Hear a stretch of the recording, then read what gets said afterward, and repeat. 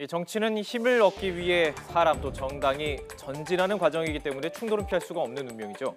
정당 간이 아닌 당내에서도 이런 속성은 유지가 되곤 합니다. 여당, 야당 구분할 것 없이 반복되는 일인데요. 우선 여당인 더불어민주당의 갈등부터 좀 짚어보겠습니다. 그제 최고위원 회의에서 추미애 대표가 추경안 통과에 대해서 평가를 했는데요. 이런 단어를 썼습니다. 그러나 문재인 정부가 제출한 추경안 편성의 목적과 취지를 제대로 살렸는지 정치권은 되돌아봐야 할 것입니다. 이번 추경의 취지는 양극화로 국민 대다수가 고통받는 최악의 경기 상황에서 공공 일자리를 만들어 숨통을 틔우고자 하는 것이었습니다. 그러나 야당의 반대로 공공 일자리의 핵심인 중앙직 공무원 일자리는 사실상 반토막이 되었습니다. 이 반토막이라는 단어 기억하고 계십시오. 다음날 원내 사령탑인 우원식 원내대표는 원내대책회의에서 작심한 듯 말을 꺼냅니다. 추경안 평가에 대해서 한 말씀 드리겠다면서 말을 시작했는데요. 이렇게 말했습니다. 통과된 추경안에 대해 누더기니 반토막이니 하는 평가는 사실을 왜곡할 수 있기 때문에 동의할 수 없습니다.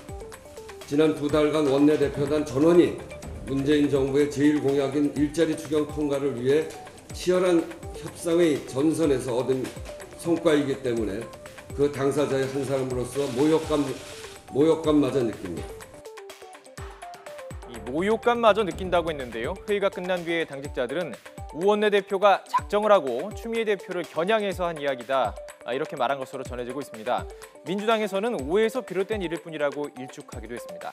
자, 야당인 국민의당 좀 살펴보겠습니다. 안철수 전 대표를 둘러싼 설전이 오갔습니다. 어제 간담회에서 회의가 비공개로 전환되자 이찬열 의원이 작정을 하고 이렇게 얘기했는데요.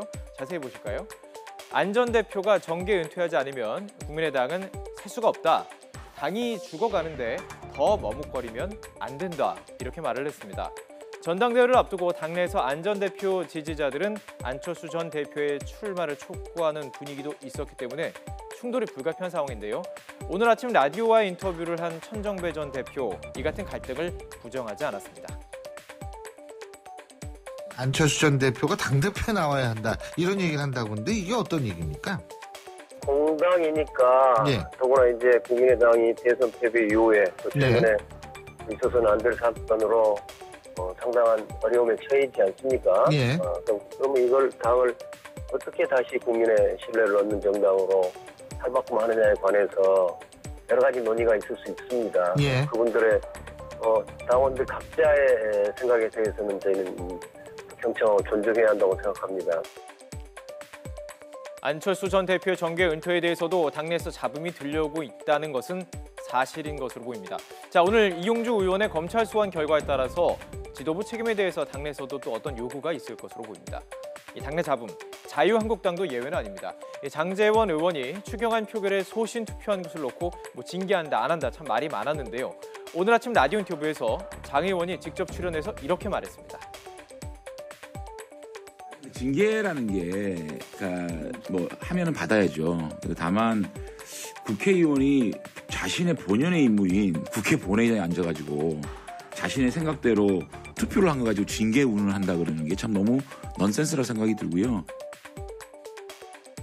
여야 가릴 것 없이 당내에서 들려오는 미세한 잡음들, 그 파열음들을 확대해서 좀 살펴봤습니다. 정치에서 갈등은 있을 수밖에 없는 요소지만 결국 그 목적이 국민을 위해야 함은 잊지 않았으면 좋겠습니다.